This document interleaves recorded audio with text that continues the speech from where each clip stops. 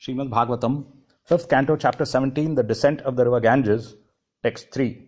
Tata sapta rishayas tat prabhavabhignayam nanu tapasah atyantiki siddhihi etavati bhagavati sarvatmani vasudeve anuparata bhakti yoga labhena eva upekshita anya arthat atmagatayah muktim iva agatam mumukshavaha iva sa bahumanam adya api jata jutai udvahanti.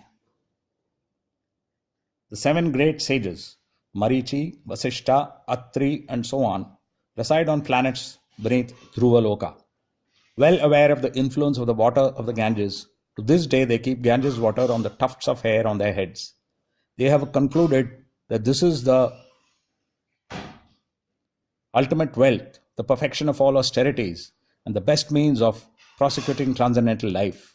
Having obtained uninterrupted devotional service to the Supreme Personality of Godhead, they neglect all other beneficial processes like religion, economic development, sense gratification, and even merging into the Supreme. Just as Jnanis think that merging into the existence of the Lord is the highest truth, these 7 exalted personalities accept devotional service as the perfection of life. Purport by Srila Prabhupada, Jai Srila Prabhupada. Transcendentalists are divided into 2 primary groups, the Nirvisheshavadis or impersonalists and the Bhaktas or devotees. The impersonalists do not accept spiritual varieties of life. They want to merge into the existence of the Supreme Lord in His Brahman feature, the Brahmajyoti.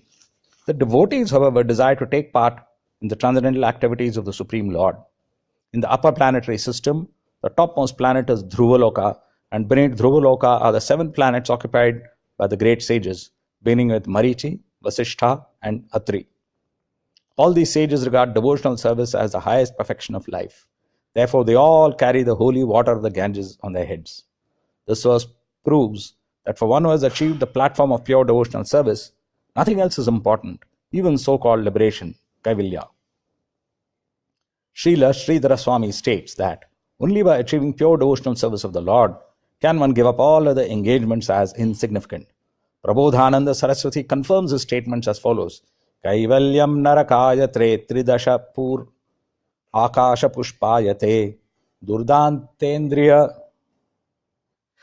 kala sarpa patali protkata dhamshayate Vishwam Purna Sukhayate Vidhi Mahendradhish Cha Kitayate Yat Karunya Kataksha Vaibhavavatam Vaibhavavatam Tam Gauram Evastumaha.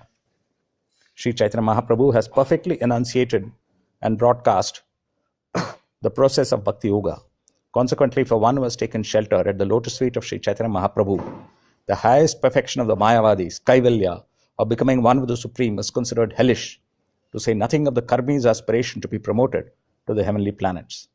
Devotees consider such goals to be worthless phantasmagoria. There are also yogis who try to control their senses, but they can never succeed without coming to the stage of devotional service. The senses are compared to poisonous snakes, but the senses of Bhakta engaged in the service of the Lord are like snakes with their poisonous fangs removed. The yogi tries to suppress his senses, but even great mystics like Vishwamitra fail in the attempt. Vishwamitra was conquered by his senses when he was captivated by Menaka during his meditation. She later gave birth to Shakuntala. The wisest persons in the world, therefore, are the Bhakti Yogis, as Lord Krishna confirms in the Bhagavad Gita 6:47. Yoginam api sarvesham madgatenantaratmana shraddhavan bhajate yomam same yuktatamo matah. Of all yogis, he who always abides in me with great faith, worshipping me in transcendental loving service, is most intimately united with me in yoga and is the highest of all. Thus in the Bhaktivedanta